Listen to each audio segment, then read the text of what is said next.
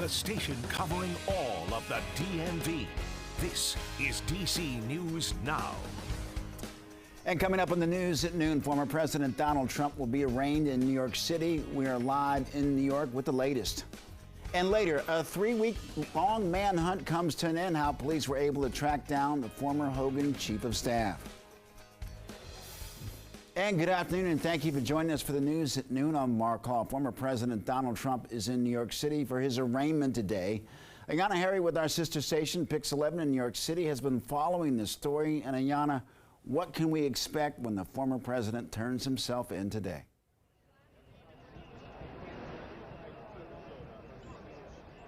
Mark, we expect the former president to be on the move within the next 30 minutes, traveling with his legal team, surrounded by the NYPD and the Secret Service, on their way right here to a Lower Manhattan courtroom.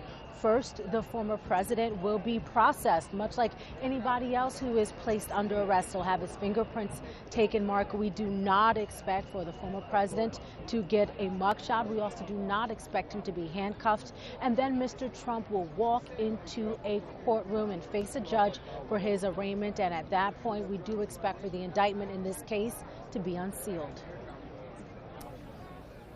Ayanna, we know that there's a major security presence.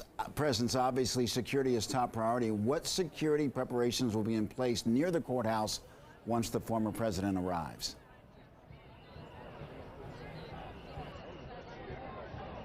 So, Mark, right now there is a line of court officers standing in front of this courthouse. They are standing in front of barriers, so it's pretty much impossible for anyone to just walk up and go into the courthouse unless you have some court business already on the schedule today. I do want to mention supporters of the former president are here. They have been demonstrating for the last hour or so. We saw Congress members Marjorie Taylor Greene as well as George Santos, and there were a few moments where tensions began to rise, but I will say at this point things have remained relatively peaceful. Dozens and dozens of NYPD officers are here outside of this courthouse, Mark. Ayanna Harry live from New York City. Thank you.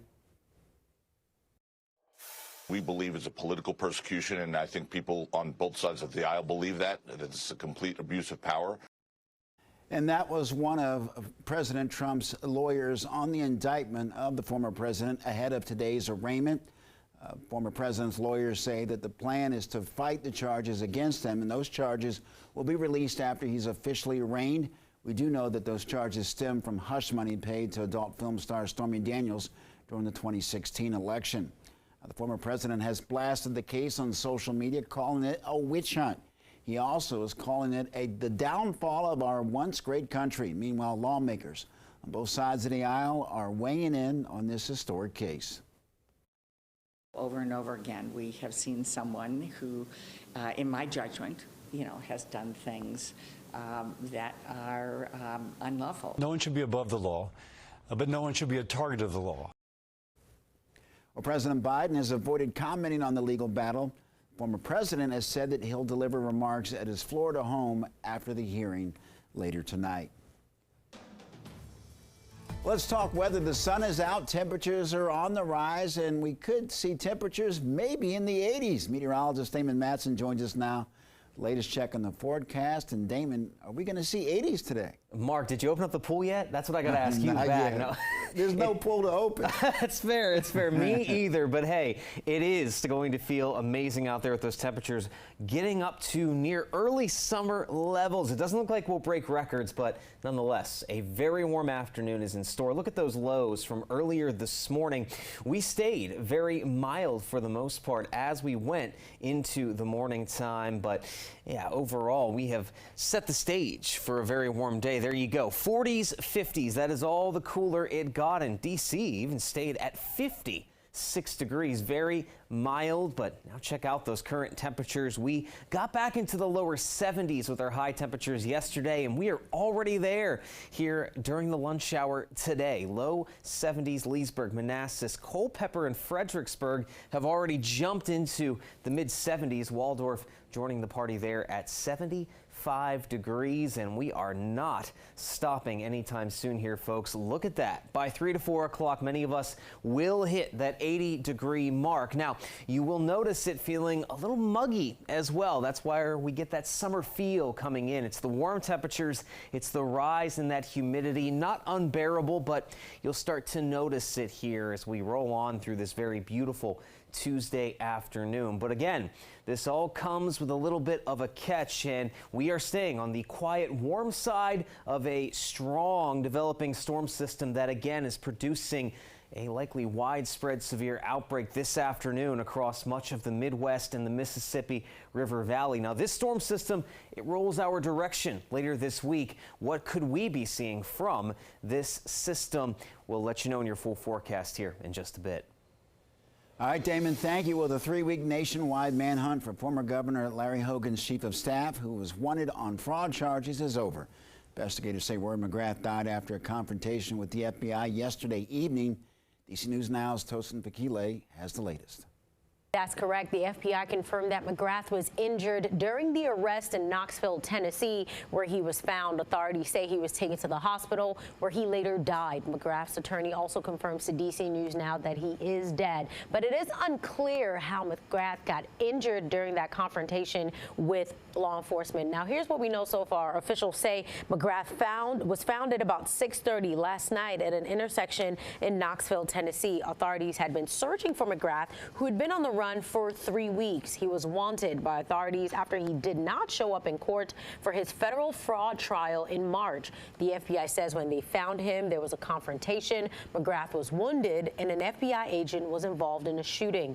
McGrath's lawyer, Joseph Murtha, also confirmed the former political aide died from his injuries. In a statement, McGrath's lawyer also said, quote, "It is a tragic ending to the past 3 weeks of uncertainty. I think it is important to stress that Roy never wavered about his innocence." Former Governor Larry Hogan also released a statement. Hogan said he and his wife Yumi, quote, "are deeply saddened by the tragic situation. We are praying for Mr. McGrath's family and loved ones." Now, McGrath would have faced a maximum of 100 years in federal prison if convicted in several charges. One of those charges includes stealing hundreds of thousands of dollars from the state government. Now, the FBI says it is reviewing its agent-involved shooting. We'll bring you an update once we learn more about it. For now, we're in the newsroom. I'm Tosin Fakile for DC News Now. Back to you.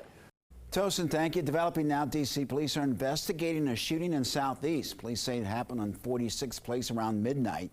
Detectives say they found a man on the scene with a gunshot wound. Police say that he was pronounced dead at the scene. Officials say that they have taken the suspect into custody. And fire officials say that no one was hurt after flames tore through an apartment building in Largo, Maryland. Fire crews got to the scene a little after 7 p.m. They found fire shooting through the roof of the 3-story building. Crews say the fire was accidental, and right now the Red Cross is working with residents of 12 units who've been displaced. Well, the Newport News teacher shot by a 6-year-old student is filing a $40 million lawsuit. Abby Zwerner was shot in her classroom about 3 months ago. Her lawyers claim the shooting was a personal attack, and they're suing the school district for failing to protect Zwerner despite several warnings. The student is not facing any charges. Well, we're learning more about a murder in Northeast D.C. where a woman was stabbed several times in her hotel room Friday night. It happened at the Ivy City Hotel on New York Avenue. That's just around the corner from D.C.'s police, the 5th District Substation. DC News Now's Lex Juarez has the latest. Well, friends and family say 31-year-old Christy Bautista was in the city for a concert when she was murdered. According to police reports, Bautista checked into the motel around 6 o'clock on Friday night. Her concert wasn't starting for a few hours. Around 7, she had a knock on the door, and when she opened it, 42-year-old George Sindor forced his way inside. Witnesses called the police, who got there about 10 minutes later. Bautista was already dead, having been stabbed multiple times. Now her family and friends are remembering her and tell us she was one of the kindest people you would ever meet. She's just a genuine human being. I loved being around her. She was so positive all the time, no matter what it was. Well, that was Bautista's friend and former roommate. She said Bautista would visit the city often to come to EDM concerts. Her family also released a statement. It said, quote, "Our family is devastated by the loss of our beloved Christy. She brought joy to everybody who knew her and was a shining light in all of our lives." Well, the suspect in this case, Sindor, is currently being held without bond. He is expected in court again on May the 8th. In Washington, I'm Lex Juarez, DC News Now. Lex, thank you. D.C. residents are looking for more rental assistance. This after the emergency rental assistance program was stopped accepting applications last month. The program has helped people with incomes that do not exceed 40% of the area median income. That program stopped accepting applications March 10th. D.C. Mayor Muriel Bowser spoke yesterday on affordable housing. We also intend to advance policies that make sure that we can have production of units that support teachers and firefighters and police officers that don't fall in to 30% below, but are still people in our city who need affordable housing. Well, some council members are working on legislation providing oversight of the emergency rental assistance program. Well, the D.C. Department of Transportation addressing delays in buses provided for children with special needs. The agency in charge now says that they're seeing less delays with more than 93% of on-time services. The agency reimburses parents $1.48 per mile if they are forced to find other transportation options during delays or cancellations.